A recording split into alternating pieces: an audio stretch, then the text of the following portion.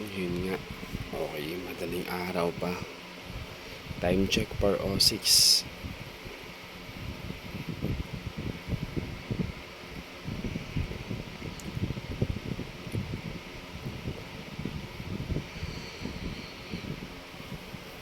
Tapusin ko na. Tapos matulog din lang ako ng alas 12 dun.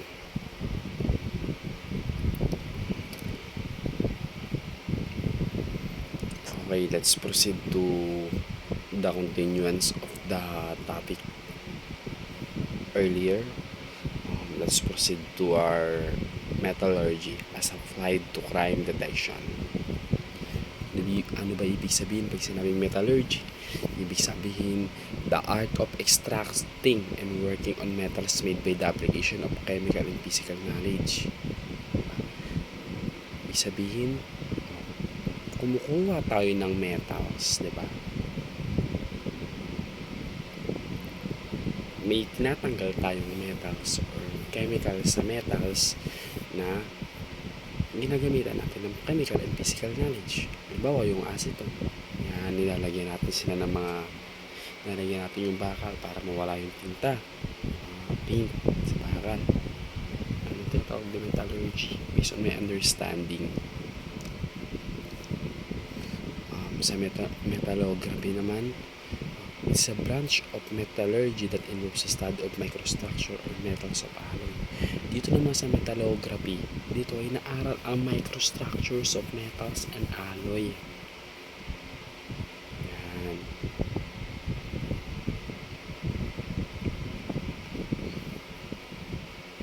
Application of metallurgy in criminal investigation. Diyan yung robbery, theft, hit and run, bomb and explosion, restoration of tampered SIM number. Yan, ginagamit din siya sa restoration of tampered serial number. Meron kasi ginagamit. Iniiba nila yung cases number ng motor, ng sasakyan, yan, para hindi na ma-check. O sakali mga ipaparehistro nila. Net examination, ginagamit din ang metallurgical examination and counterfeited coins. Yan yung mga pag-making ng pera. Paano mo malalaman pag counterfeited ang coins? Ano ba? Yan, examination. Pwede rin dyan.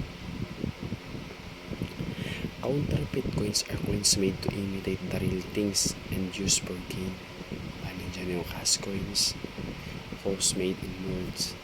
Struck coins, coins made by stamping or striking method are coins made to imitate the real thing and used for gain. Pag gas coin, ginagamit lang ito pang mold. Pag struck coins, ginagamit ito sa stamping or striking.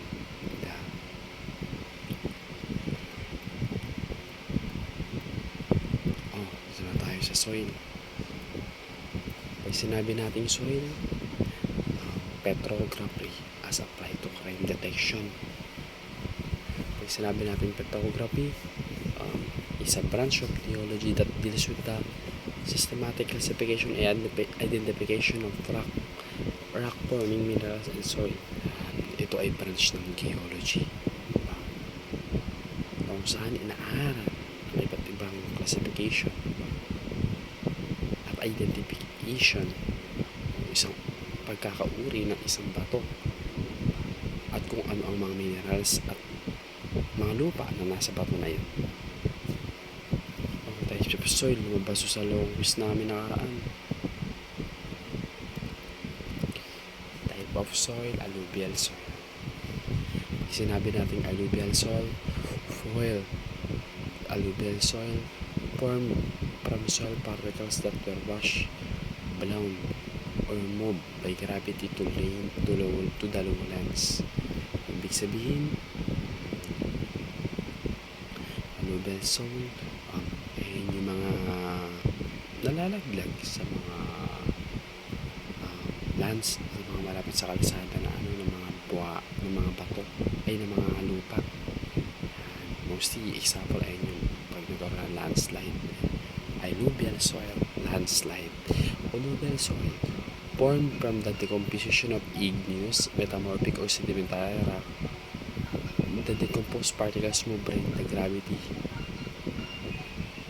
No, mali yung example ko. Sa colluvial, dyan pala ang landslide.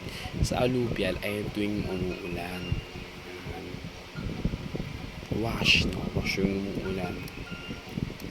Sedentary soil. Pag sinabi natin sedentary soil, inactive at migratory soil.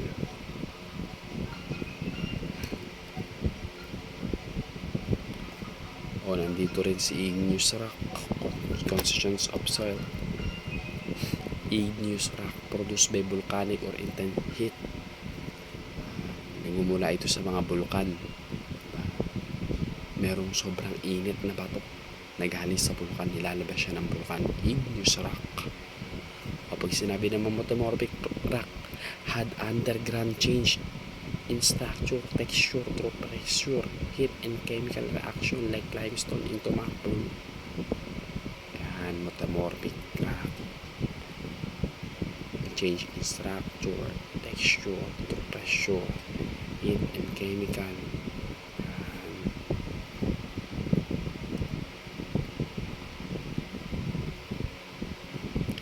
Pag sinabi natin sedimentary rock, sandstone rock formed by sediments.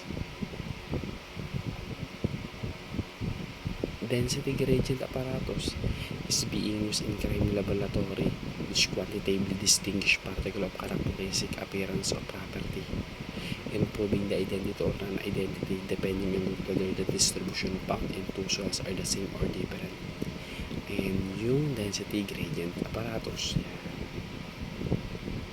inaalam nito yung particles or characteristic appearance ng isang properties. Density gradient apparatus na ginagamit siya sa laboratory, crime lab. O yan, nandito na tayo sa dust and dirt. Pag sinabi natin dust and dirt, ayun yung mga matters na nasa wrong place. Pag sinabi naman natin dust, matter which is dry and finely divided form. Ayan. Pag dust, alikabok, dry. Pag mud naman, ayan, putik. Dust mixed with water, kumbaga nahaluan na siya ng tubig, kaya nagiging putik at mud. Grime or heavy dirt, when dust is mixed with sweat and greases of human body, this is formed. Yan, grime.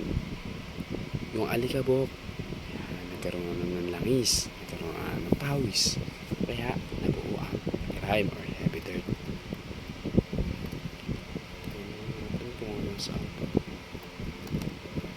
Patapos na pala to.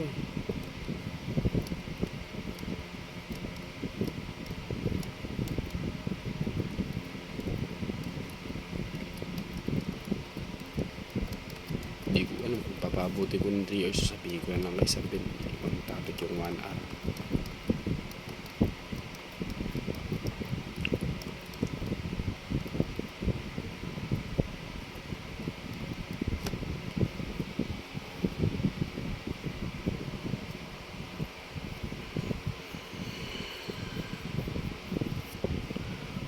Okay, classification of dust naman tayo.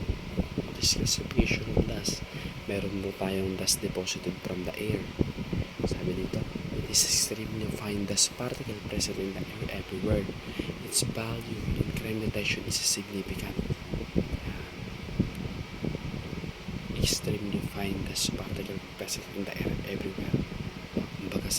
Kumbaga kahit saan meron neto.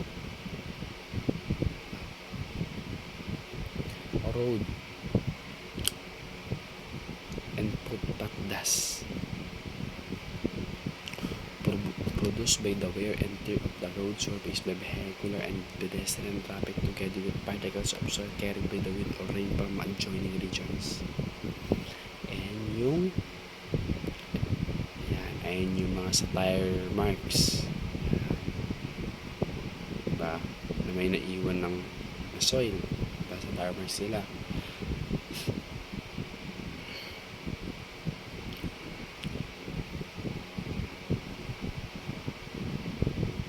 Sa industrial dust naman, it is a cement, buton, powder gypsum, plaster of Paris factories, floor miling, paint pigments. Involves industrial processes impart and pronounce local character to the dust of the neighboring roads and buildings. Occupational dust. Occupational dust. Some of the finely powdered material may be found on the clothing and footwear of employees engaged in such industry. Ayan. Pag sinabing occupational dust, ayan yung mga makikita sa mga employees. Ayan, sa kanilang mga industries o mga field. Ayan. Kaya daw lumabas daw sa board. DNA deoxyribonucleic acid, deoxyribonucleic acid, DNA deoxyribonucleic functionally the hereditary material that contains the genetic information necessary for the reproduction of cells and for production of proteins. Yan, ayan pala yung genetic, contains the genetic information necessary for duplication of cells and for the production of proteins.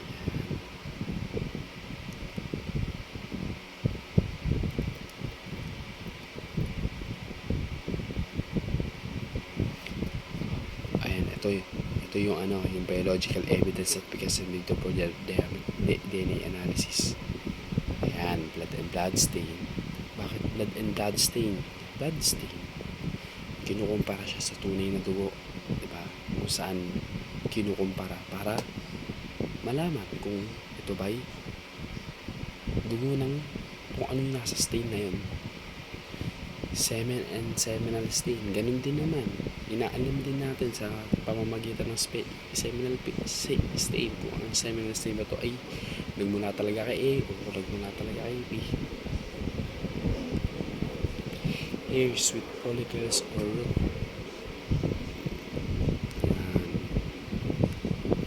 Yan, may DNA din tayo dyan sa roots natin, pinakadulo. Ating buhok nakatanim yan sa ulo natin, yung root.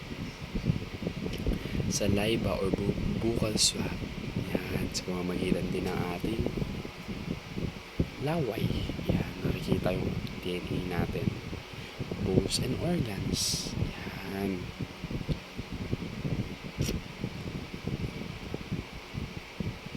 Yung teacher namin dito si Ma'am Rani. Si Ma'am Rani magaling siya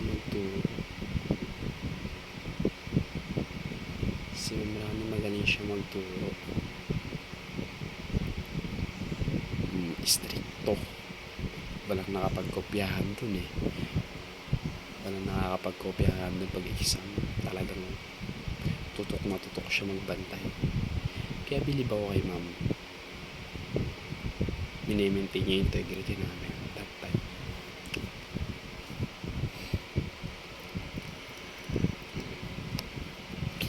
San pa ba ang ginagamit ng DNA para makatulong? Sexual assault case like rape. Yan, dyan din kasi yung mga yung sperm cell nila eh. Diba? Nakikita rin yung DNA nila dun. Order sa dugo, oocyte sa dugo, diba? Robbery. Yan.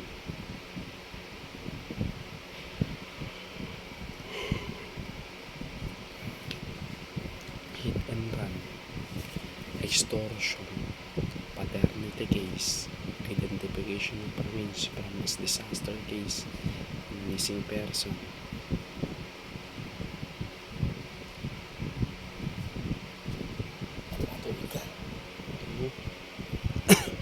Ayoko. Ano?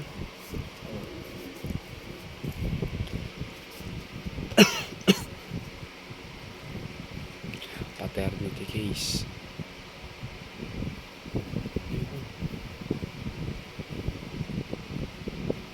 Identification identification of remains from mass disaster cases and missing person. Advantage of DNA. Ano nga ba ang advantage ng DNA? DNA is stable. Ibig sabihin ang stable. Diba? Hindi siya, walang conflict. Walang conflict between them.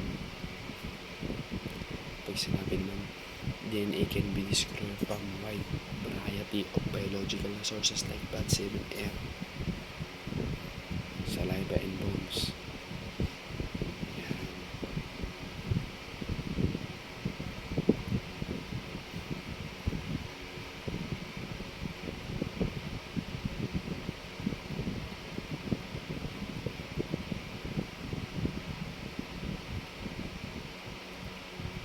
DNA can be replicated in the laboratory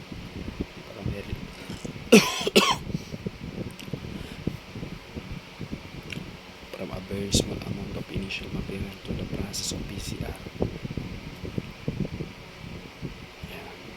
Polymerase chain reaction ay yung tinatawag na PCR polymerase chain reaction. Pwede itong ma-replicate sa laboratory yung DNA natin. DNA shows greater variability from individual to the next. Ibig sabihin, may malaking pagkakaiba, diba? So, pag nagkaroon ng DNA test, may malaking pagkakaiba sa nauna at pangalawang DNA. Kaya sinasabi ng advantage nila. Makikita nila agad yung differences.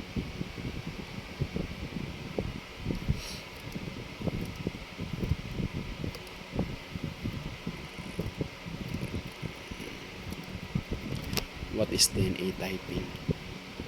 Pag sinabi natin DNA typing is a type. DNA typing is done by first carefully extracting DNA from the evidentiary samples. The DNA is then analyzed to give a particular pattern. The patterns are compared with that of a known individual to determine a match. In individual identification, the pattern obtained from the evidentiary sample is compared with that a suspect. The patterns are different from the evidentiary sample depending that originated from the suspect. Yan, ganun sila. Kung baga pinapartner pa lang nila kung kanino ba talaga ang DNA na yun. Makikita na agad nila. The DNA pattern of the evidentiary sample is similar to that obtained from the suspect. The probability that the evidentiary sample is similar to the sample aroused from the suspect and not from random individual wherein population is calculated from a formula based on well-accepted concept of statistical probabilities and population genetics using established population genetic database. Grabe yung DNA typing, masyado siyang malawak pag inaral. Probability calculation must show that no other person is in the country or in the world would possess such DNA pattern. Expect the suspect. For example, the probability of a matched DNA pattern being present in the Philippines indicates how many people are expected to possess such pattern. If the probability of patterns is 1 or per 2,000, this means that there could be a many 36 70 million 20,000 people having a pattern. Therefore, the DNA test is conclusive. However, if DNA pattern has a probability of 1 to 100 million, since there are only almost 80 million people in the Philippines, and then the forensic sample must have come from the suspect.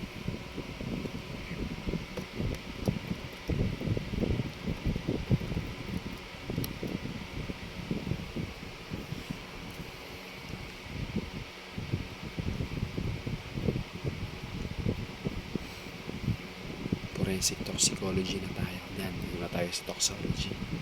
CR lang po ako sa akin.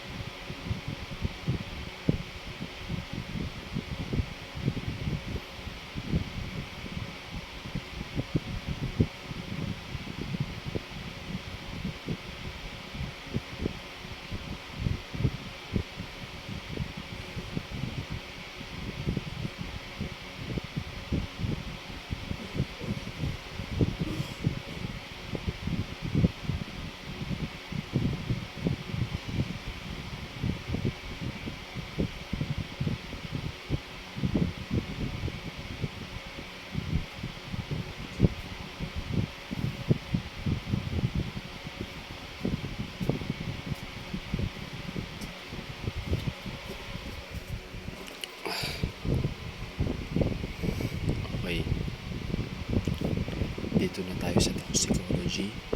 Sabi sa toxicology is that branch of science that treats of poison, their origin, physical and chemical properties, physiological action and treatment of their noxious effect and methods of detection.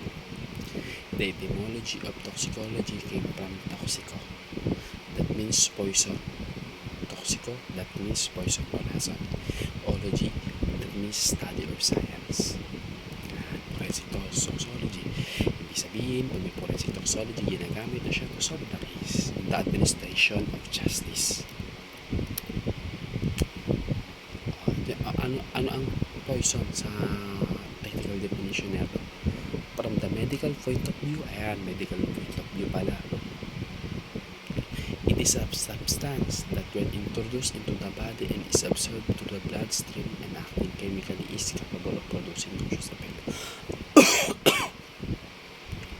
Yan, capable siya to produce noxious effects sa mga tao na nag-take ng poison.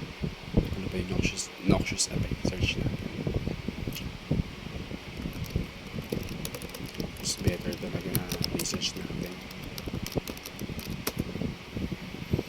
Yan, harmful, poisonous, detrimental to living organism or environment. Nakakalason talaga. Harmful or injurious. Ayan. Ano yung mga classification ng poison? Classification ng poison according to kingdom, animal, cat and rights. Diyan tayo pwede makakuha na lason, cat and rights. Vegetable, strychnine, mineral, hydrochloric acid. According to chemical properties.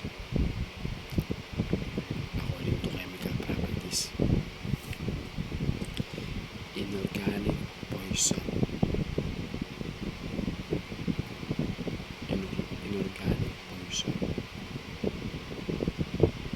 without carbon. Volatile. Example niya yung bromine. Non-volatile. Ang example niya nga yan, sulfuric acid.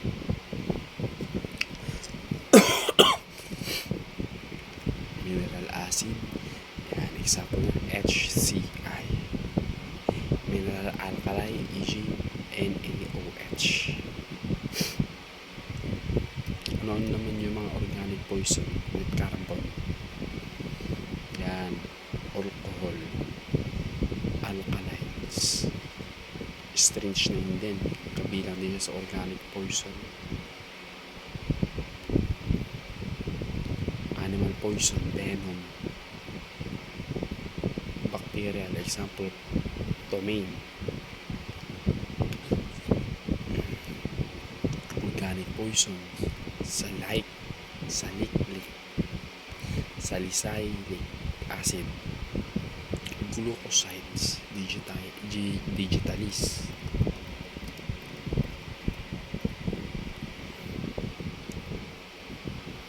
Ano naman yung psychological action ng poison sa body ng tao?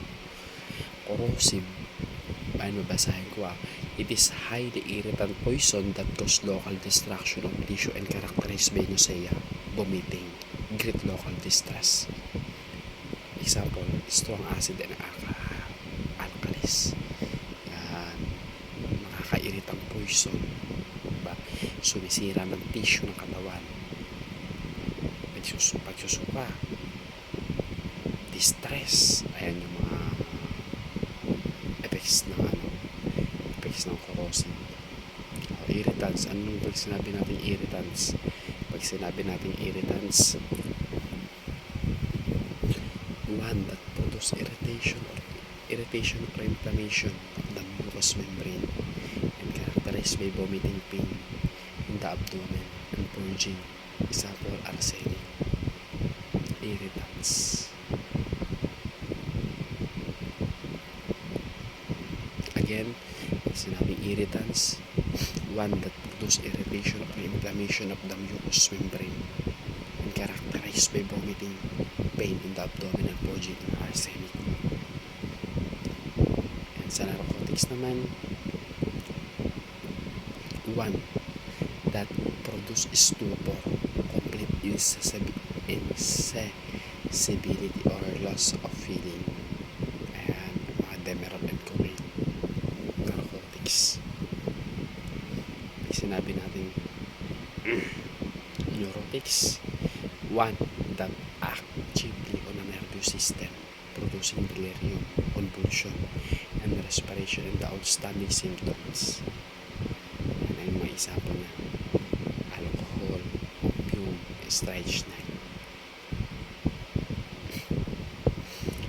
Tetanics is a substance that actively upon spinal column produces spasmodic and continuous contraction of muscle as a result of stiffness and mobility of the parts to which they are attached. Ayan, paninikas ang tetanics. Depressant or sedatives. Pag sinabi naman natin depressant or sedatives, agent that retards or depress that psychological action of an organ. Ang example yung nicotine and cocaine, mga depressant daw po sila o pampakalma. Asthenics and exhaustives, agent that produce exhaustion, marked loss of vital molecular power, hydrochloric acid.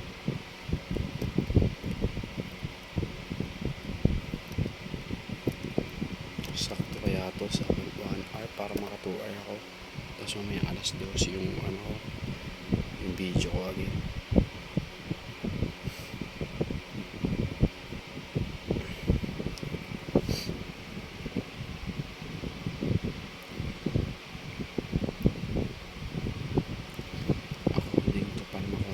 Action, substance characterized by local action. Substance characterized by their action after absorption. Heavy metals and metalloids.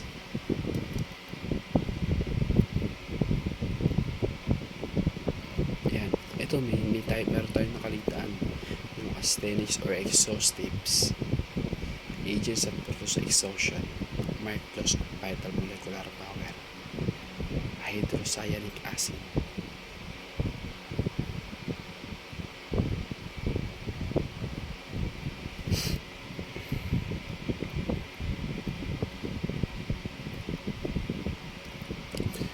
According to methods of isolation, meron din tayo rito. Volatile poisons are those isolated by distillation with or without current or steam.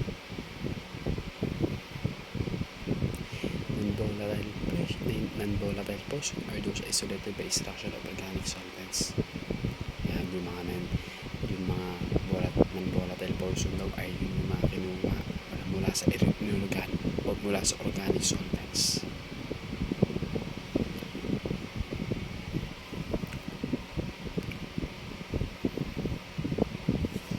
Metallic poisons that are isolated by reflection. Mga metallic poison daw na hinuha sa reflection. Substance for which special method of isolation are required.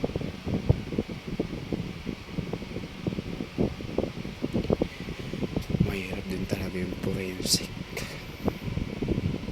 Ang daming term dito. 2 types of poisoning. Yan, may mga poisoning pala tayo. Actually, hindi siya 2 types, 3 types siya. Yan, dyan yung acute poisoning, action. Ibig sabihin, mahina pa yung effects. Subacute poisoning, cases of short duration and extreme violence. Yan. Short duration lang.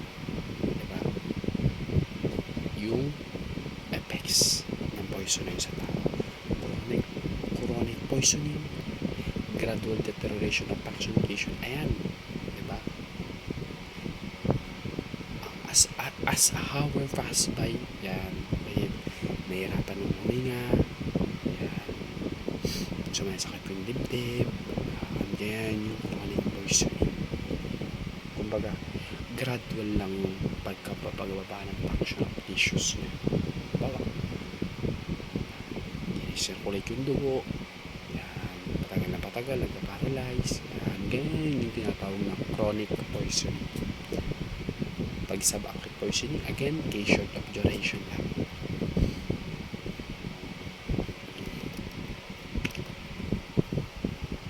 From legal point of view na to accidental poisoning, ayan. Ano ba example ng accidental poisoning? O ako, kunwari, bumili ako ng asukal pero binigay sa akin ng tindera, tawas pala, nilagay ko sa kape, which is lason pala, accidental, hindi ko sinasadya. Suicidal poisoning, yan, gusto ko na mamatay, diba? O ginawa, bumili ako ng panlinis ng silver, ininom ko, yan, namatay ako. Suicidal poisoning. Note, pag may assistance, sino man bumili o diba, nagturo sa'yo kung ano ba yung dapat mong inumin para sa lason, that is considered our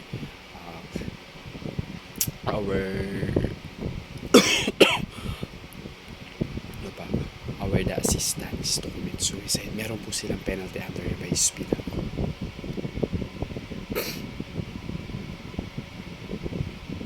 Homicidal poisoning, ayan, pinatay kang tao with the use of poison, bawa, ayan, sa alak, nagsiselos ka sa lalaki na yun, tapos kinropa mo siya kasi discard kasi ayun na yung way para mahintong yung paghinga niya.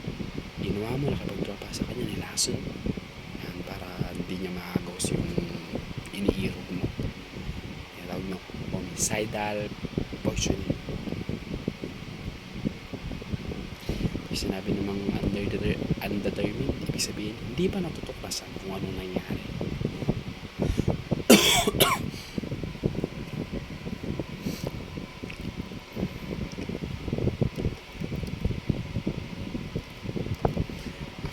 Poison. Dito na tayo sa action of poison.